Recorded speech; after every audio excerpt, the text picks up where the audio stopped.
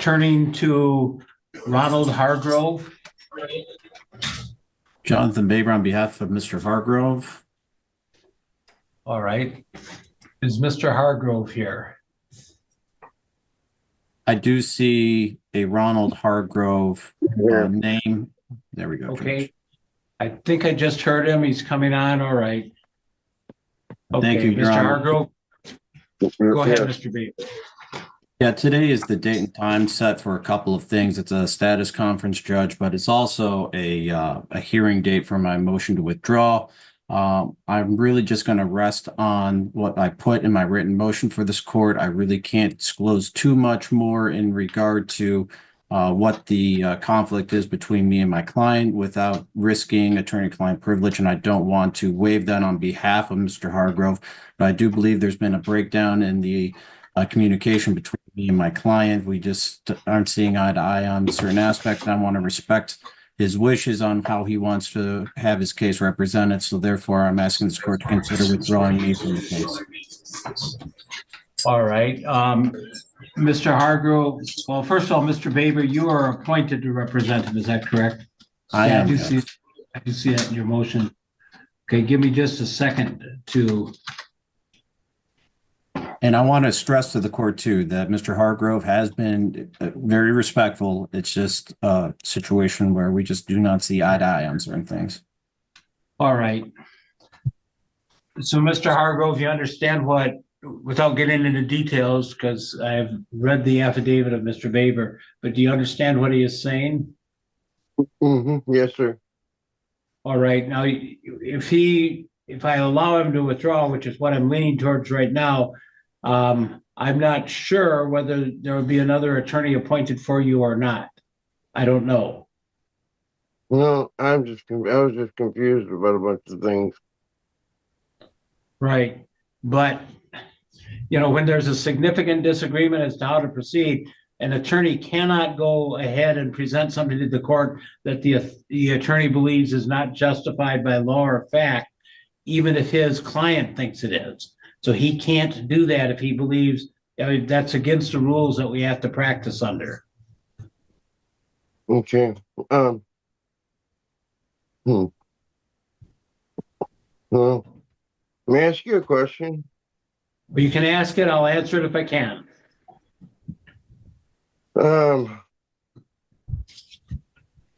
Are you the trustee for the Sesta KV account, Ronald Gene Hargrove II, or any account thereof?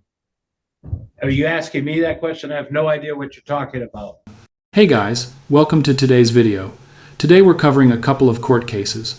One features a pro se defendant who thinks he knows the law better than the lawyers, and the other stars a self-proclaimed insane sovereign citizen going head-to-head with a new judge, relying on the only defense that might actually work, pleading insanity. We'll start with the pro se defendant, who actually has two hearings to cover, one from about a month ago and one from yesterday. Let's dive in. You don't know I what I'm suspect the answer is no, but we're really not going to go down that road.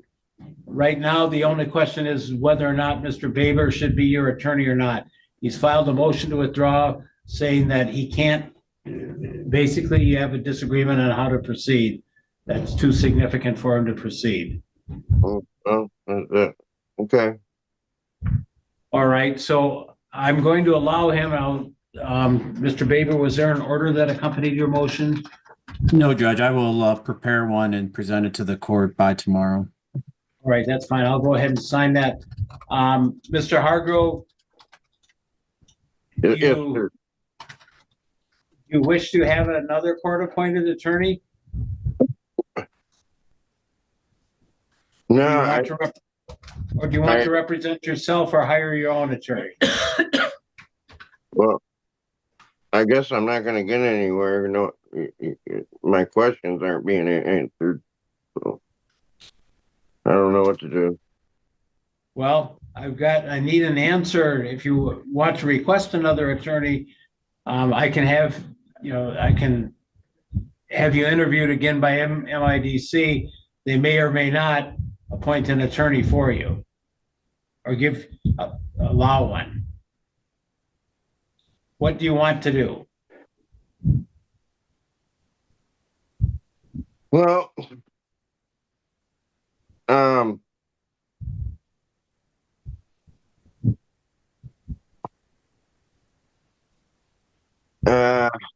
I guess I'll go forward with an attorney and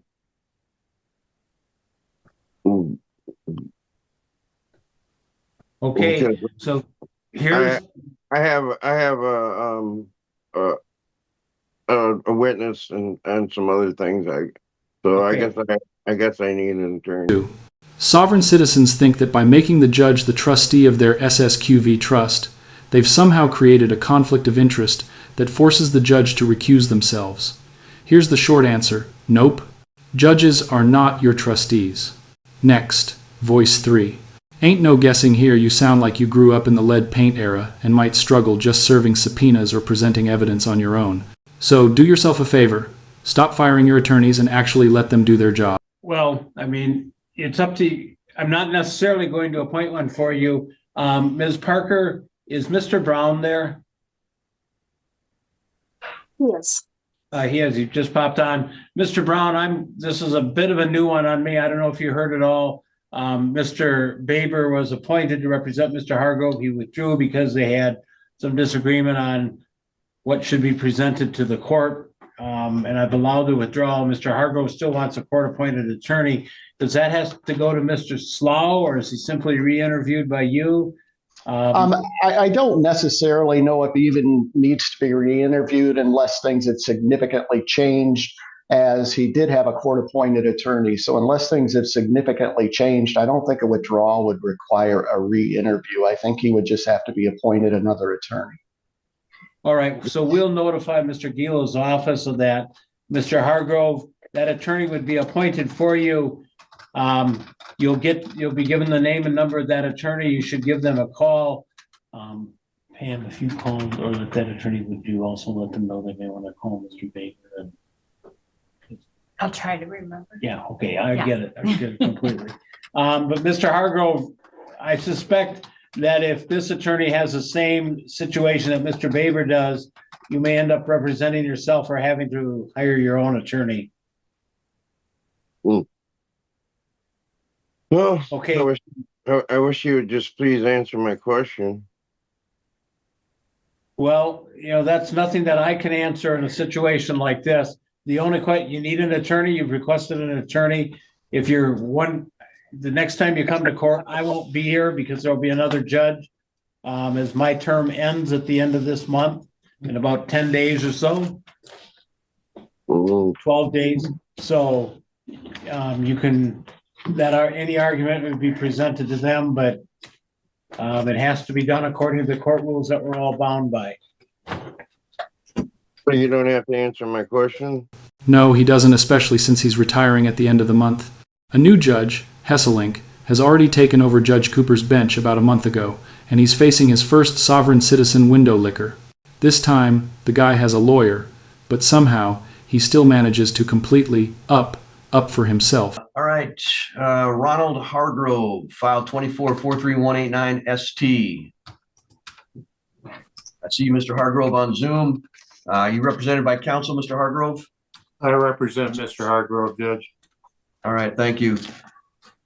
What we're going to ask the court to do is accept plea to count 1 with the second offense dismissed. Mr. Fortier, is that an accurate statement of the agreement? I don't know yet, Your Honor. I can't find the case for some reason. All right, I'll give you a second. Mr. Gilo, did Miss Brooker email you that offer? Yes, on the 9th. Okay.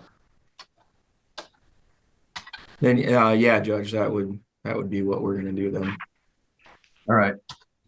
Mr. Hargrove, you've heard the attorneys talk that there's an agreement being offered to you that if you plead guilty to the first offense of operating with your license suspended, the notice for second offense, which enhances the penalty, would be dismissed. Is that what you want to do?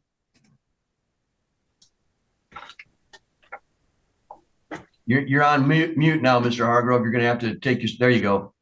Is that what you want to do today? I'm sorry. I just had a few questions.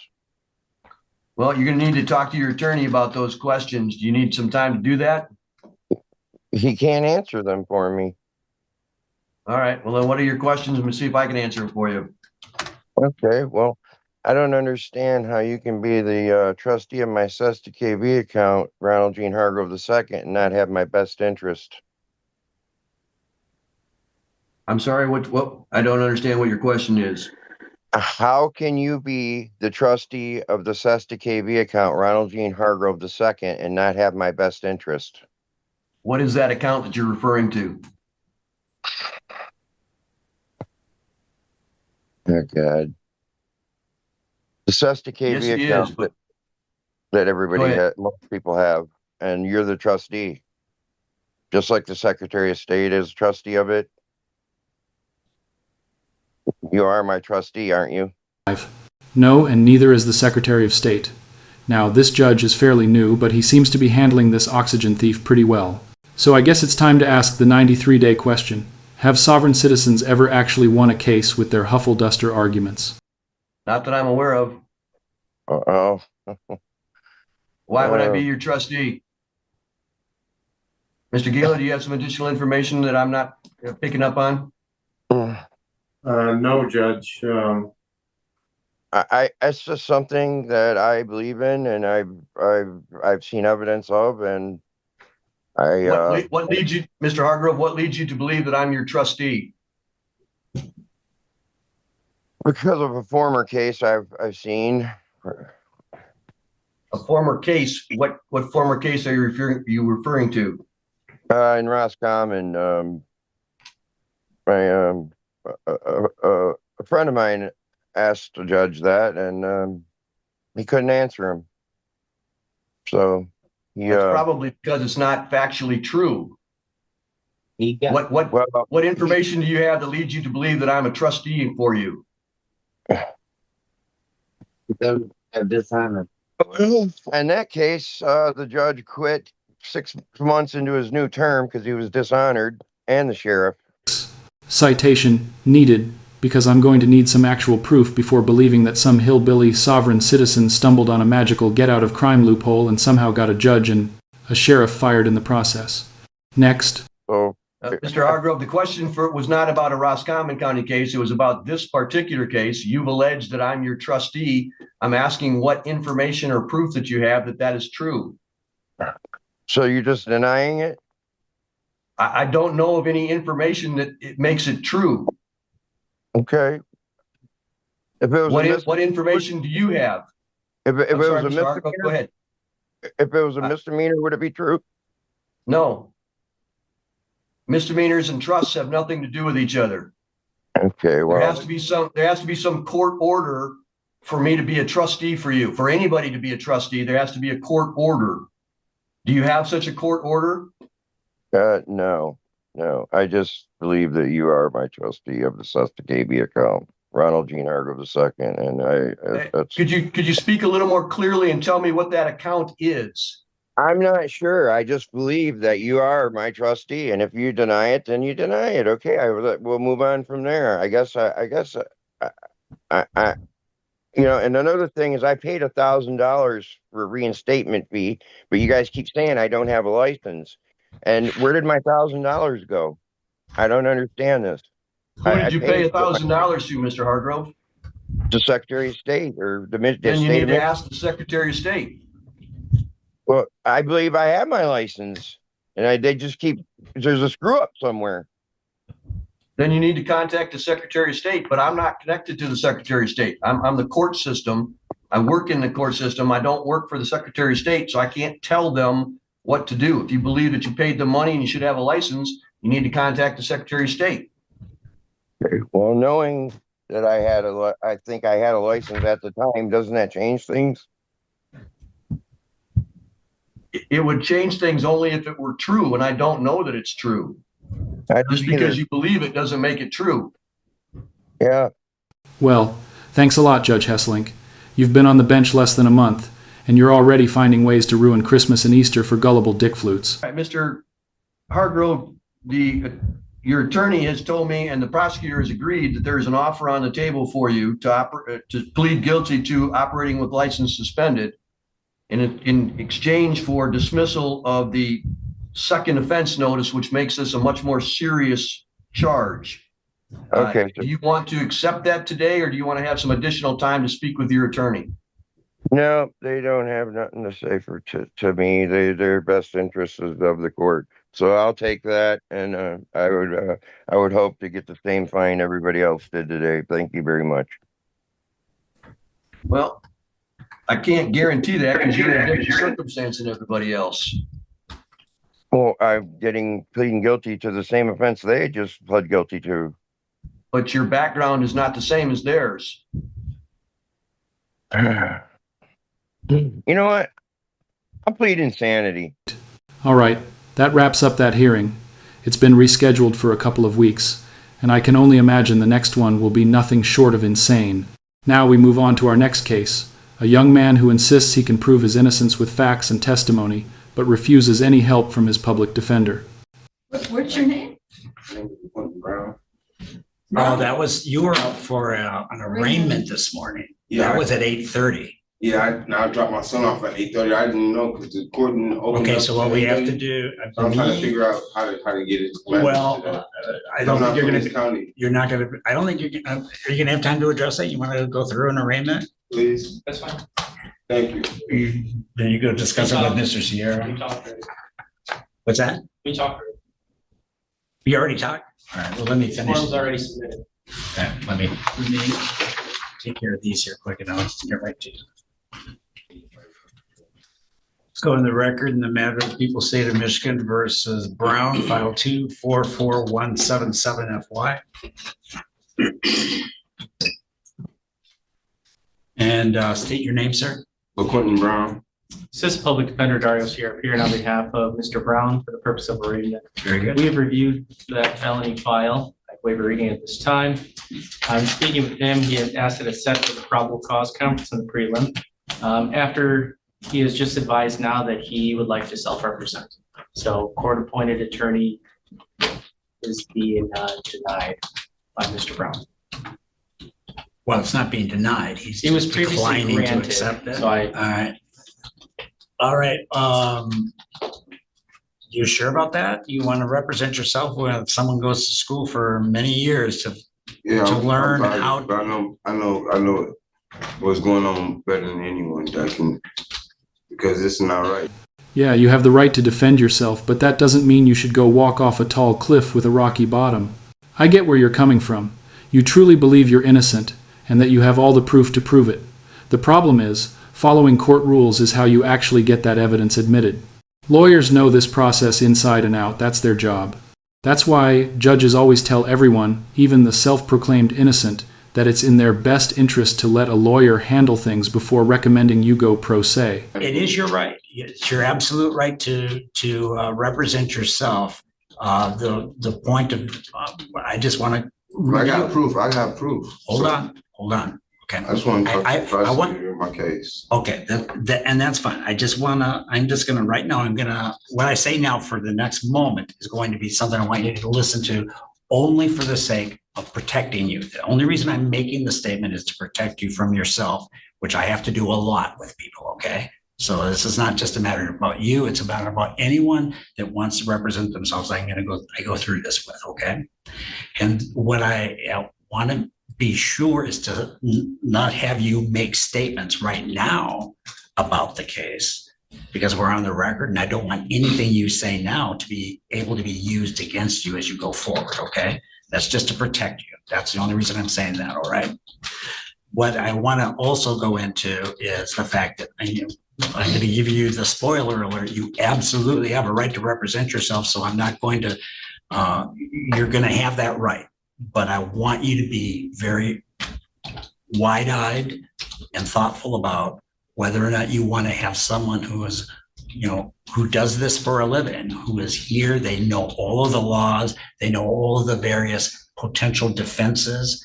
and discussion points that they could have with the prosecutors to probably assist you in using your knowledge. So if you say you know all there is to know about your specific case, and that's probably true, no one would know that better. But if you combine that with the know-how of a prosecutor, of an attorney, they won't represent me like I'm innocent and protect me like I want my life and my freedom. My understanding of the quality and caliber. They offer me deals, and the prosecutor, I'll never get the chance to speak to him. I know it's a bit hard to hear, but it sounds like he's upset that his defense attorney received a plea offer from the prosecution and passed it on for his consideration, literally the attorney's job. He seems to think the public defender accepted a plea on his behalf without consulting him. And as you'll see, that's far from the only thing he's gotten wrong. They have an absolute requirement when the prosecutor makes what is known as a plea deal or a plea negotiation. They have a responsibility. They have ethical responsibility to share that with you. That's your decision, but they have to present it to you, at least for you to make that decision. But when I appoint an attorney to represent you, you're that attorney's boss. And, if you decline a plea negotiation, then it's declined. That's up to you, not to them. So, like I said, I'm going to go ahead and indicate here that you wish to represent yourself. That's fine if that's what you want, but I would be thoughtful about that because, again, this is what they do for a living. See what I'm saying? Well, I know in court that they had to find me beyond reasonable doubt, guilty beyond reasonable doubt. That is so true. I felt comfortable representing myself because I know for a fact I'm innocent and I haven't committed any crimes. Okay. Well, but that's fine. We can else you can represent me, they don't know. They don't know. Well, 100%. But they can go home and sleep and be like, they don't know me. Okay. They don't know. All right. If I did these things. Here's the thing. What happens though at a trial, if you're representing yourself, and again, the end result of this is you're going to be able to represent yourself if you want, but it's going to be not you. It's not going to be a judge, and it's not going to be the prosecutor that makes a decision as to whether or not you are indeed guilty. It's going to be a jury. I know. And they're going to have to, and they're going to be you. It's not going to be me. Or whatever it is. I guarantee you will be changing this verdict after I got what I got to say. An attorney, yeah, that's what you need. Honestly, I'd be shocked if this guy even tied his own shoes this morning without asking Alexa for instructions. This is exactly why he shouldn't be representing himself. The verdict is the final finding by the judge or jury. It happens at the end of the trial, not during your arguments. And if he thinks he's going to overturn his own verdict before the trial even ends, well, that's just him predicting he'll lose, even with all his so-called exonerating evidence. Another reason he desperately needs a lawyer. Okay, the question is, and I don't know what your evidence is, but the thing is, if you have an attorney to assist you, that helps you get that evidence in, because there are some things that cannot be brought into court, and they know those rules. I don't know if you do or not. Maybe you do, but if you do, that's fine. But there are some things that cannot be brought in, things that are considered hearsay, things that don't have a proper foundation, things that may not be authenticated. Well, cash, like you paying me on the table. Mr. You're on the record right now. I don't want you making any statement, sir, that is going to incriminate yourself. It's not going to incriminate me, sir. Anything you say, though, sir, can be used against you. Exactly. This is a court record. Yeah, exactly. I just don't want anything. In court. I'm in court now. You are in court, and they can use it as record. This is what I'm going to use. That's fine. All right. I'm going to go ahead and indicate that you're declining court-appointed attorney. That's fine. That's what I'm saying. Like, he right here, you don't want me to get my record across. This is what I'm here for. Well, I came good for it because I want to press charges against him. I want to talk to the sheriff after this and Mississippi State Police, and I have my evidence. This is my concern, is that you don't fully understand the process. And that is not to say that you are not intelligent or anything. This is not what you do for a living. That's why most people wouldn't understand the process. But if you're determined to represent yourself, and I've tried my best to convince you, maybe you want the assistance of someone to help you. But if you don't, I'm going to indicate you're denying the request for court-appointed attorney. Now we have to address bond. I just don't feel like they would take care of my. Okay, but that's not been my experience. My experience is that they are very effective, but okay. We have a $2,000 personal recognizance bond, and I am going to continue that. And then now the dates for the probable cause conference are as December 5th, and the preliminary examination, that's going to be December 10th. That's going to be at 9 a.m. That's the prelim. And the probable cause conference that on December 5th, that's at 1:00 p.m. Okay. Now that one you can attend by calling in and discussing the matter with the prosecutor. Well, I'm giving you notice right now. No, like paper notice. You're gonna get, they'll send notice. I could forget. Well, you've got to write it down because I'm giving you have notice right now, sir. This is your notice.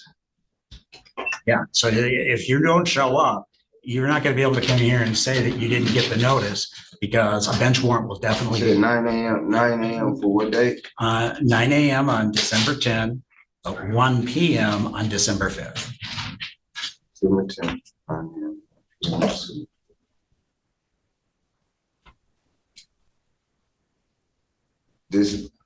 Could this be appeared by Zoom? The December 5th, you can appear by Zoom. December 10, you have to be here physically. All right, that's the end of the video. He had a pretrial conference on the 5th and a pretrial hearing on the 10th. That hearing wasn't broadcast, which leaves us with 3 likely possibilities. First, and least likely, is that he didn't show up. He seemed pretty invested and confident in the case, so I can't see him just forgetting, unless he literally forgot the date. Second, maybe he had that Zoom call with the prosecutor on the 5th, and they either worked something out, or the prosecutor looked at his evidence and decided to drop the case. Third, and probably just as likely as the second, is that after the call, they decided to move forward with trial, but gave him a continuance, so he could prepare to represent himself pro se. I follow this courtroom closely, so if he does return for a future hearing, I'll keep you updated. Until then, if you liked the video, hit like. If not, hit dislike. But don't forget to leave a comment and subscribe with notifications on so you don't miss any updates.